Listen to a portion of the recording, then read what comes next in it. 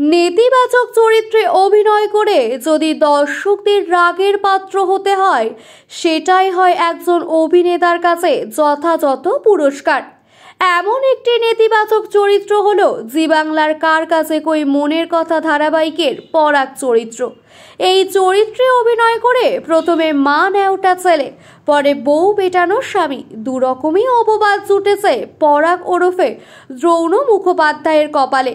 কেমন লাগে এমন কথা শুনতে, জানালেন অভিনেতা নিজেই। কার কাছে কই মনের কথা শিমুল ওরফে মানালিদের বিপরীতে অভিনয় করছেন অভিনেতা। আর 5টা নেতিবাচক চরিত্রের মতো নয়, বরং একেবারে অন্যরকম একটি নেগেটিভ সাইডের চরিত্র এটি। দেখলে মনে হবে এমন মানুষ বহুবার দেখা যায় আশেপাশের বাড়িতে। পর্দায় যেমনভাবে পরাগ চরিত্রটিকে ফুটিয়ে তুলেছেন দ্রৌণ মুখোপাধ্যায়, তা সত্যি প্রশংসার যোগ্য। তবে কার কাছে কই মনের কথা সিরিয়ালটি প্রথম সিরিয়াল নয় অভিনেতার।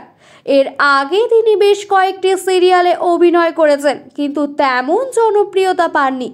দীর্ঘ 17 বছরের অভিনয় জীবনে তিনি স্পন্দন, সত্যমেব জয়তে, গল্প হলেও সত্যি, দীপাবলির সাতকাহন এর মতো একাধিক ধারাবাহিকে অভিনয় করেছেন। তবে কার কাছে কই মনের কথা ধারাবাহিকে অভিনয় করে যে জনপ্রিয়তা তিনি অর্জন করেছেন, তা আগে পাননি তিনি। ছোট থেকে অভিনয়ের প্রতি একটা আলাদাই আকর্ষণ ছিল তার। তবে মধ্যবিত্ত পরিবারে বড় হওয়ায় বাবা মা চেয়েছিলেন ছেলে যেন ভালো চাকরি করে। তবে ভালো পড়াশোনা করলেও দ্রৌণ শেষমেশ অভিনয়কেই বেছে নেন পেশা হিসেবে।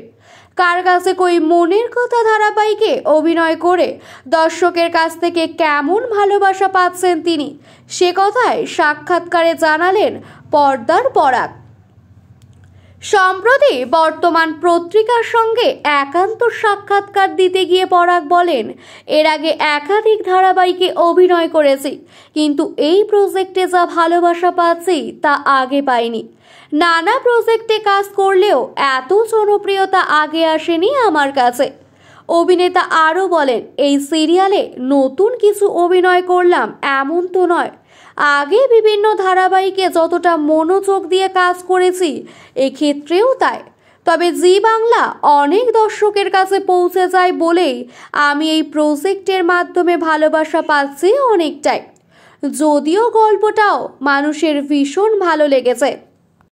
পর্দার পরাগ বলেন, আমি চ্যানেল এবং প্রোডাকশনকে ধন্যবাদ জানাবো আমাকে বেছে নেওয়ার জন্য। পরাগ পুরুষ চরিত্রের নেগেটিভ সাইডে সাধারণ ধারাবাহিক দেখতে আমরা অভ্যস্ত নই, ফলে এটা নিঃসন্দেহে একটি এক্সপেরিমেন্ট।